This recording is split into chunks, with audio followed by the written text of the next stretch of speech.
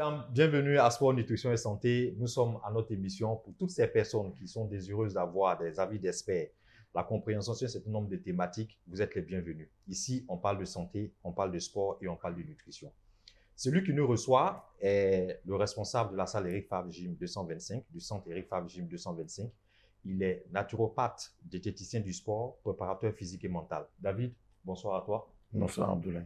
Merci bien de nous recevoir à Sport, Nutrition et Santé. Je sais que c'est ton concept et nous nous faisons fort de pouvoir faire la promotion de ce concept-là. David, l'actualité aujourd'hui nous parle d'un fait qui nous a beaucoup marqué, qui concerne Iman Khelif. C'est une boxeuse algérienne et les instances des Jeux Olympiques souhaiteraient qu'elle remette sa médaille dû au fait qu'elle ait un déséquilibre hormonal. Donc aujourd'hui, qu'est-ce qu'on peut retenir en fait du déséquilibre hormonal et qu'est-ce que tu peux nous partager sur cette actualité-là? Bon, moi je trouve que c'est un peu tiré par les cheveux. Je trouve que s'ils avaient fait les choses comme il se doit, à travers comme on le fait nous-mêmes, à travers nos compétiteurs lors des compétitions, des championnats auxquels ils doivent participer, il y a des examens à prendre en cours. Donc si on avait décelé une anomalie, c'est pas après un combat et après des résultats aussi prometteurs et excellents qu'elle a eu qu'il faut s'interroger là-dessus. Je pense qu'il aurait fallu faire le nécessaire avant, s'il y avait eu lieu de faire quelque chose. Après, en ce qui me concerne, je ne trouve pas ça normal. Si on doit commencer à discriminer les gens qui ont un déséquilibre hormonal, entre guillemets, ou des points forts génétiques ou héréditaires, de par leur vécu, leur environnement, qu'il soit social ou culturel, ou en termes de climat, comme des avantages qu'on va retrouver en Thaïlande ou qu'on va retrouver ici en Afrique, où on va avoir un taux de vitamine D plus important, un soleil plus important, donc un taux de testostérone plus important, c'est qu'on va pénaliser des continents. Donc ça, pour moi, à mon niveau, je trouve ça totalement inadmissible. Maintenant, concernant ce déséquilibre, entre guillemets, hormonal, il est propre à chacun. Personne n'a les mêmes résultats lors des diverses analyses, que ce soit sur le plan testostérone, que ce soit sur le plan thyroïdien, que ce soit sur le plan transaminase, gamma-GT ou encore plein d'autres analyses qu'on pourrait approfondir. D'accord. Donc David, on parle de taux de testostérone assez élevé. Quelle explication en tant qu'expert tu peux nous partager pour toutes ces personnes qui nous suivent là? Qu'est-ce qu'ils doivent retenir en fait? Comme je l'ai dit précédemment, nous avons une lutteuse ici présente même qui s'appelle Céline Bakayoko, qui est elle-même prédisposée génétiquement parlant, et qui a amplifié et optimisé au mieux ses capacités, son potentiel musculaire à travers des entraînements intenses qui vont stimuler davantage la testostérone, en soulevant des charges relativement lourdes, en augmentant ses performances, en se mettant dans un environnement hostile quant à son plan d'action pour être plus puissante, plus performante, plus explosif. Donc nous avons encore Jessica, qui est aussi classée mondiale en lutte, ou alors tout simplement, prenons même le cas de Balo de Zambla, qui est un lutteur avec des cuisses hors normes, ou Balo qui est rempli de veines de partout parce qu'il a un taux de testo énorme. Pour moi, ça rentre dans une certaine logique. On le voit dans le CrossFit, on le voit dans le monde du MMA. Plus les femmes s'entraînent dur, plus les femmes s'entraînent dans un environnement hostile, plus elles s'entraînent dans un environnement masculin, plus on va solliciter le cortex reptilien. Donc, ça veut dire qu'on va vraiment travailler avec ce côté un petit peu animal qu'on a en nous. Quand on soulève des charges relativement lourdes, quand on fournit des efforts relativement intenses, on va faire des mimiques ou des simagrées. On va durcir les traits de nos visages, on va contracter notre fascia. Ce qui va forcément, au fur et à mesure du temps, élargir notre cou, rendre le visage un peu plus carré, durcir nos traits, nous vieillir même, puisqu'on va accentuer la profondeur des rides. On le voit à travers la lutte.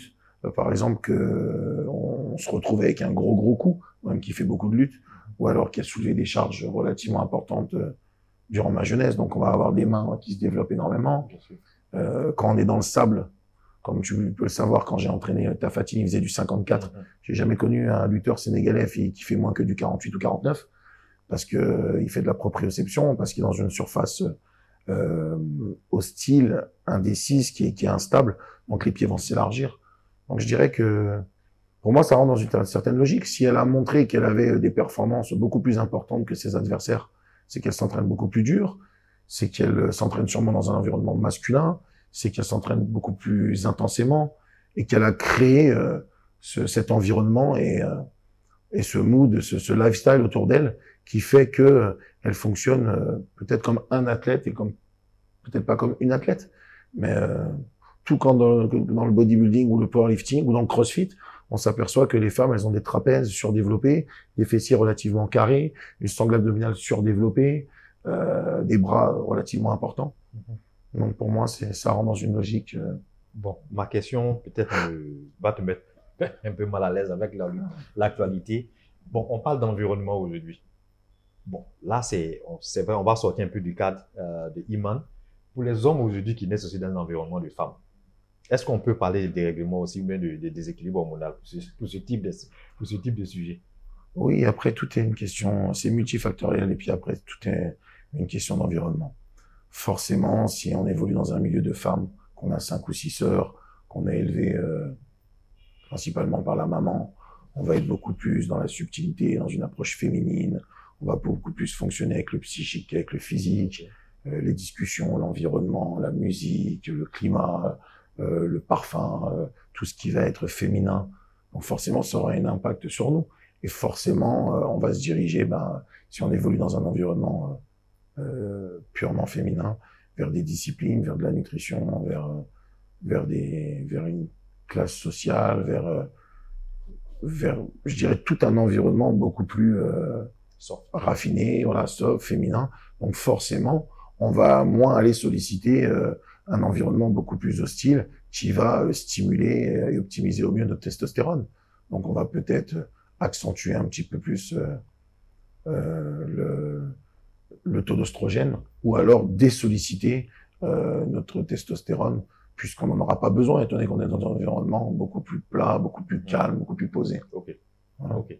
Donc, revenons là, je parle maintenant à la question que je m'adresse à préparateur mental. Pour ce type d'athlète qui subit ce genre de pression externe, comment est-ce qu'on arrive à pouvoir le remonter? Quelle préparation mentale est-ce qu'on met autour, mais quel protocole on met autour de ce type d'athlète-là? Ah, moi, je pense qu'il n'y a pas de préparation mentale à faire pour ce type d'athlète. Moi, je pense qu'elle est déjà prête mentalement. Elle a montré par A plus B qu'elle mettait la diff. Je pense qu'elle s'est surentraînée. Elle s'est ultra développée pour encaisser au max, pour taper plus fort, pour être plus résistante, pour être plus endurante, pour être plus puissante. Je pense qu'elle laisse faire la loi et je pense qu'elle gagnera. Je pense pas que c'est possible de la destituer de son titre. Sinon, on va destituer un Kenyan parce que il est prédisposé à courir plus parce que c'est culturellement, c'est culturel chez eux. On va commencer à pénaliser des gens qui ont des membres inférieurs beaucoup plus longs, alors ils gagnent au taekwondo, ou alors on va commencer à, pour moi, c'est contre-logique. Est-ce qu'on peut faire un lien aujourd'hui entre le déséquilibre hormonal et l'alimentation en tant que nutritionniste? Bon, moi je parlerai pas de déséquilibre hormonal. Je parlerai d'un surplus. Oui, on rentre dans les équipes, c'est vrai, mais d'un surplus de testostérone. Elle a peut-être un taux d'œstrogène normal, mais un surplus de testostérone. Donc forcément, oui, à la finalité, il y a un déséquilibre, mais qui est naturel. Si il n'arrive pas à prouver, à travers des analyses, qu'elle a pris des produits anabolisants, stéroïdiens, qui sont interdits pour participer au JO, alors ça veut tout simplement dire qu'elle a un taux de testostérone beaucoup plus important. Comme toi, tu peux avoir un taux de testostérone plus important que Saint-Cyr, et que Saint-Cyr peut avoir un taux de testostérone plus important que le mien. Tout va dépendre l'hygiène de vie qu'on a, l'hygiène alimentaire qu'on a, les activités physiques et sportives qu'on a tout au long de notre semaine, qui vont générer un taux de testostérone plus élevé, une masse grasse plus faible, un métabolisme plus haut, une masse musculo-squelettique plus importante. C'est une suite logique, c'est une chaîne. Hein. D'accord. Je pense bien qu'il y a beaucoup de nos jeunes sœurs qui sont aussi victimes de ce genre de, je dirais pas victimes, mais qui subissent aussi ce genre de pression mentale là, qui ont des prédispositions assez masculines. Si tu as un conseil à leur partager, de sorte qu'elles puissent prendre confiance en elles-mêmes, qu'est-ce que tu vas leur partager comme conseil, David? Alors, attention, je n'ai pas dit que, on va prendre le cas de Céline, qui je la connais avant quand elle faisait du badminton, ouais. Et que je l'ai connue quand elle était multiple championne de Côte d'Ivoire et d'Afrique, et quand elle est passée à la lutte. Dans la lutte. C'est la transformation due à la discipline qu'elle a décidé d'exercer, à travers l'environnement qu'elle a décidé d'intégrer, qui a fait qu'elle s'est ultra développée au niveau des trapèzes, des bras, des abdos, des cuisses et tout ça. Donc je dis que si vous êtes dans l'excellence, que si vous êtes dans la performance et que si vous voulez être complet en associant puissance, agilité, mobilité, coordination, explosivité, vous allez fatalement, si vous suivez un plan d'entraînement et un plan d'alimentation idéal à celui d'un sportif de haut niveau, tout en y ajoutant de la supplémentation et de la complémentation avec des minéraux, vous allez forcément vous développer musculairement parlant. Okay. Donc, sur l'aspect sportif, ça ne sera que bénéfique. Si on travaille les bonnes filières énergétiques et si on travaille de la bonne manière pour la discipline concernée. Maintenant, sur le plan somatique et privé, il y a une transition à faire.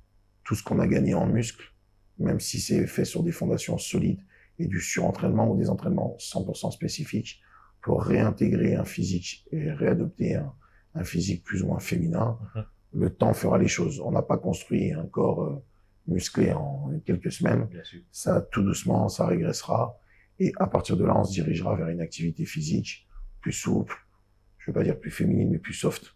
Du paddle, de la gymnastique, du fitness. Et on ira se connecter à une autre motivation, à des autres objectifs et à un autre style de performance, peut-être plus esthétique. D'accord. Donc, messieurs, dames, on échangeait aujourd'hui sur ce thème-là de déséquilibre hormonal. N'hésitez pas à nous poser des questions si vous avez certainement des préoccupations, que vous souhaiteriez avoir beaucoup plus d'informations auprès de notre expert. Nous ferons fort de pouvoir partager vos interrogations et vos préoccupations. L'émission, c'est Sport, Nutrition et Santé. Vous êtes sur Eric Favre TV. Nous sommes disponibles sur YouTube, Instagram et TikTok. Merci bien à vous. Restez abonnés. Pour plus de vidéos, n'oubliez pas de vous abonner à notre chaîne YouTube Eric Favre TV, de liker et d'activer la cloche de notification pour ne manquer aucune information. Au cœur de l'Afrique de l'Ouest, la Guinée entre dans une nouvelle ère, portée par une vision ambitieuse. Simandou 2040 ouvre la voie à une jeunesse conquérante. Ce 15 novembre 2025, pour la première fois dans l'histoire, la Guinée accueille un événement de MMA d'envergure internationale. To the chapter 2 of Eric Favre Nation MMA. La Ligue Eric Favre Nation MMA au stade Petit Souris de Conakry pour révéler les talents guinéens et faire encore une fois rayonner le continent africain. Un show diffusé dans plus de 48 pays africains. Une fierté nationale avec le soutien du ministère des Sports de Guinée. Conakry, 15 novembre 2025, l'African Dream, c'est maintenant.